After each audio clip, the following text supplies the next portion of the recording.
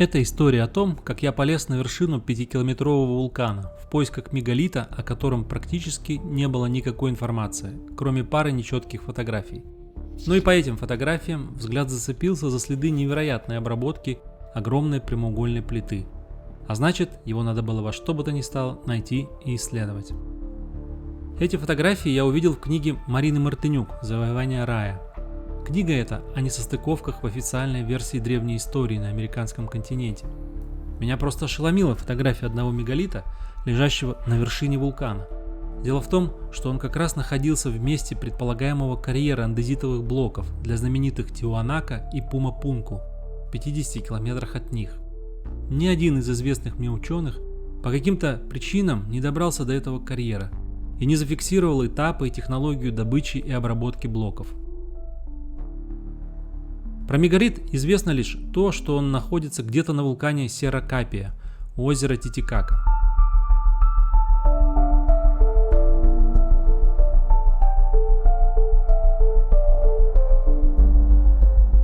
Район поисков составляет колоссальную территорию 20 на 20 километров.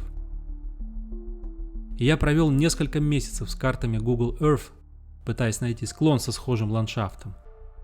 И вот мне показалось, что я его нашел. Полной уверенности не было, но я решил рискнуть и предпринять штурм вулкана в поисках этого загадочного мегалита. Но вот незадача, он лежит на той же высоте, что и самая высокая вершина Альп, гора Монблан. Поэтому я нашел через знакомых местного паренька по имени Клибер. Его деревня находится на высоте 4,5 километров в регионе Куско. А работать они ходят на вершину Аузангате высотой 6,5 километров.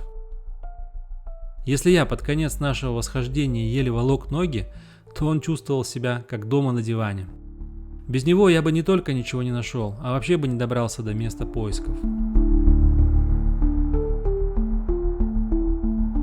Итак, приехали мы в город Юнбую, культурную столицу народа Аймара. Этот городок в 15 тысяч жителей запомнился тем, что в нем нет ни единой крупинки кофе, как мы не искали, а жители пьют компоты из фруктов, трав и кукурузы. Завтракать нам пришлось вот таким киселем из киноа в одноразовой посуде. Как будто такая манная каша, жиденькая, вкусная, сладкая.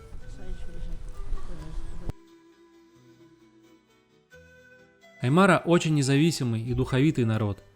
Все посты дорожной полиции в округе сожжены или разбиты. Эти места вдали от туристических маршрутов, а жители насторожены к чужакам. Непрошенных гостей могут и граблями по спине нахлобучить. Марина Мартынюк в своей книге «Завоевание рая» привела неприятный случай, когда двух ученых, исследовавших без спроса уставшие камни у подножия вулкана, схватили местные крестьяне и отвели на допрос к президенту деревни за неуважение традиций и границ. По итогу ребята еле унесли ноги. Поэтому мы максимально быстро миновали все населенные пункты и сельхозугодия, пока дорога не кончилась. Дальше нам предстоял десяток километров пути с подъемом до высоты 4600 метров. Солнышко такое очень мягкое довольно-таки, выглядывает из-за облачков иногда, но очень здорово припекает.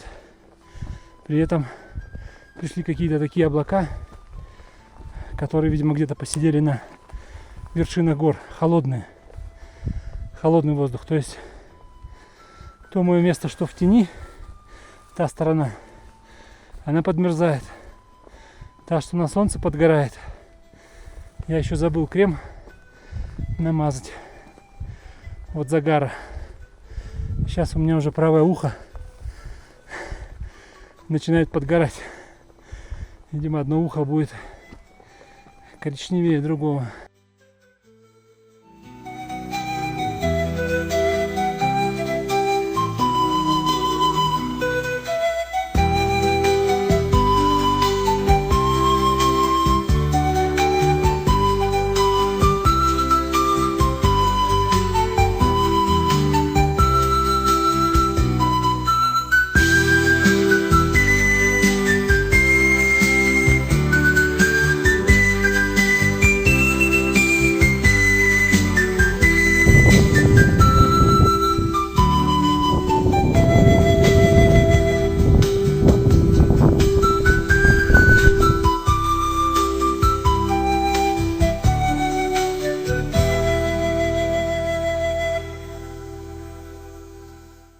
Ближе к кромке кратера в ложбинах лежал снег, который Клибер ел вместо воды.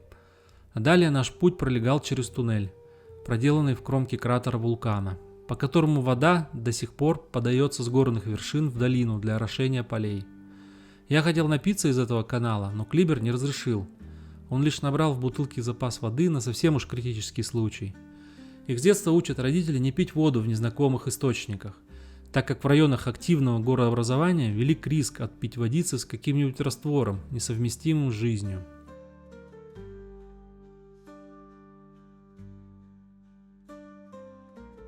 Клибер в итоге забрал весь мой груз, но даже с пустым рюкзаком у меня отваливалась спина, и мне приходилось ложиться в траву, чтобы отдышаться. Каково же было наше удивление, когда в один из таких привалов, почти на самом верху, мы увидели в камнях змею. Клибер сказал, что встретить змею в путешествии – плохая примета, и мы должны ее убить. Так завещали ему отец и дед. Мы, конечно, не стали никого убивать, но показалось странным, что предки, которые жили каких-то 500 лет назад, боготворили змей, увековечивая их барельефы на самых лучших каменных сооружениях. А может, вовсе и не их предки были авторами этих сооружений? Я tengo miedo. Necesito su cabeza. Ага. Atrapemos. Tienes que matarlo. Matar? Ajá. No. Triste, pero es real. No. Примерно в той точке, где должен был бы находиться наш мегалит, нас ждал удивительный каменный лес. Катастрофический взрыв вулкана привел к разлету и впечатыванию в вулканический туф огромных андезитовых валунов, а последующая эрозия образовала причудливые столбы под ними.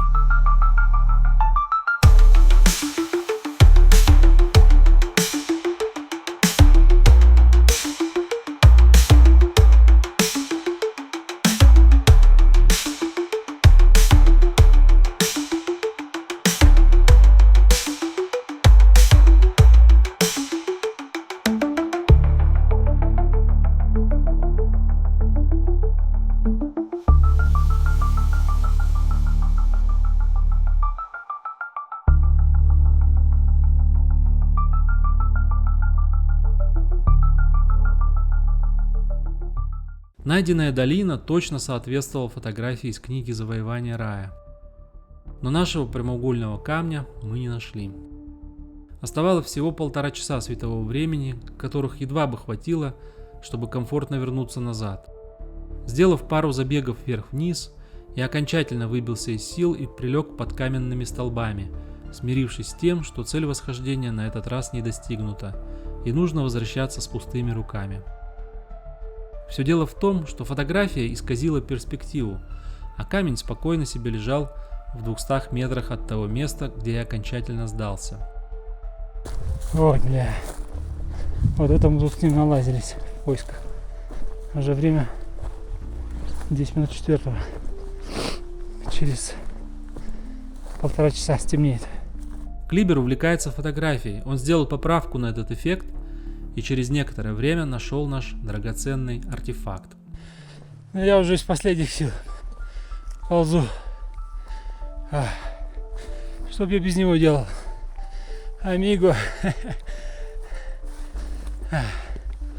Вон он торчит где-то на пригорке.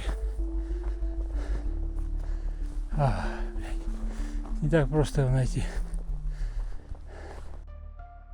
Найденный нами мегалит представляет собой вырубленный из естественного массива андезита параллелепипед с верхней плоскостью 3 на 3 метра и высотой около 1 метра.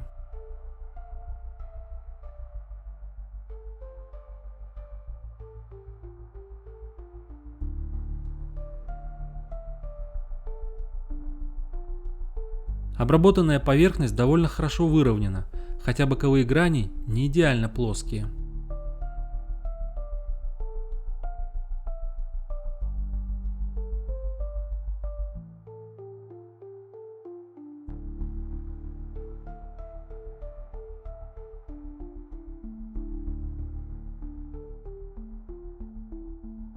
По своей структуре это тот же андезит, что и у ворот Солнца в Тиуанак.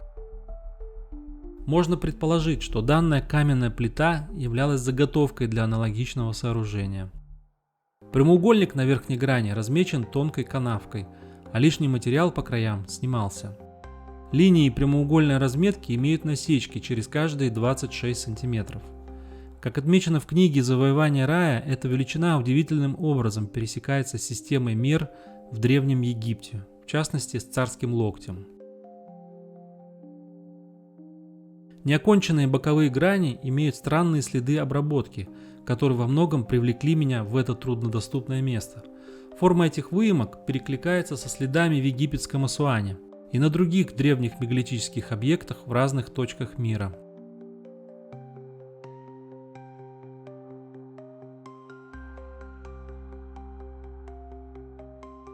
Официально наука предполагает, что эти борозды выдолбили булыжниками, но есть несколько странностей. Первое. Булыжников действительно вокруг достатки, но при попытках обрабатывать камень из той же породы, они просто раскалываются после нескольких ударов. Андезитовые монолиты – очень прочная порода. Здесь могли бы помочь инструменты из твердых сплавов. Второе. Остается загадкой, зачем древние камнеобработчики оставляли следы в виде продолговатых выемок или борозд, как будто черпали какой-то фантастической лопатой. Самое естественное и экономное решение было бы сбить перегородки между бороздами в 2-3 удара. Неясно, для чего перегородки так бережно оставляли.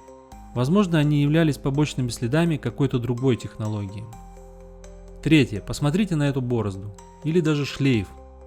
Есть большие сомнения, что это делал человек, тюкавший маленьким камнем много дней. При этом шлейф при движении сверху вниз плавно ушел в сторону.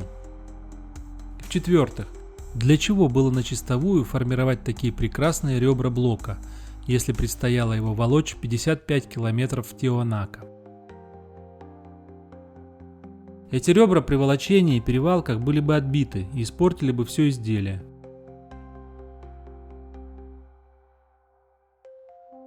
Даже сейчас не существует простых технологий, как транспортировать эту махину весом более 20 тонн по рыхлому грунту из вулканического туфа.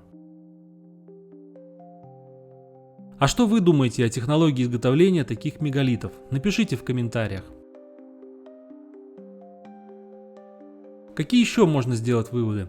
Данный блок прежде всего не подтверждает теорию изготовления мегалитов Тиуанако из геополимерного бетона. Эта популярная теория была предложена Жозефом Давидовицем на основании того, что в карьерах источников камня для Тиуанако не было найдено массивных блоков. По его предположению, древние строители таскали из карьеров размельченный в порошок андезит, размешивали с пометом птиц и отливали формы из мокрого песка. The guano that you find, that is commonly used as a fertilizer, and that was transported by Yama caravans to the highlands. В своем докладе Давидовец говорит, что боливийские ученые не смогли изучить источник андезита на вулкане Серра-Капия, поскольку им не удалось пересечь границу с Перу. Но мы-то с вами это сделали и все увидели своими глазами. В месте добычи нет никаких остатков опалубки или форм для отливки. Да и крайне странно отливать 20-тонный блок, который потом предстояло бы тащить на 55 километров. На двух неоконченных гранях мы видим, что блок отделялся от природного массива с предварительной разметкой, а технология отделения и снятия лишнего материала оставляет длинные борозды и гладкие полукруглые выемки. В то же время нет сколов или следов клиновой разделки. Грани найденного блока довольно тонко обработаны и даже отполированы, как будто его собирались транспортировать очень бережно. Транспортировка 20-тонного гиганта по рыхлому вулканическому туфу через препятствия в виде навалов камней, осыпей и ручьев представляет собой нетривиальную задачу, которую древние строители каким-то образом решали. Возвращались мы уже на закате в окружении грозовых облаков, что было опасно на этой открытой, продуваемой ветрами местности. Но все обошлось, только одна снежная туча нас слегка зацепила. Как будто местные силы природы дали понять: смотрите, мол, непрошенные гости, в этот раз отпускаем по добру, по здорову, но могло быть и хуже. Внизу в темноте мы проскочили прямо через подворье одного землевладельца. Но, к счастью, он и его собаки не могли ожидать в это время с вулкана никого, кроме, пожалуй, Виракочи, и удивленными взглядами проводили нас в темноту. Поставьте лайк и подпишитесь на наш канал, чтобы не пропустить видеоотчеты о новых находках в этом удивительном уголке мира. И может мы упадем со скалы, и нас где-то прикопают у Акерос. Но мы идем дальше, и нам до звезды. Ведь у нас есть цель и нарядные сомбрерос.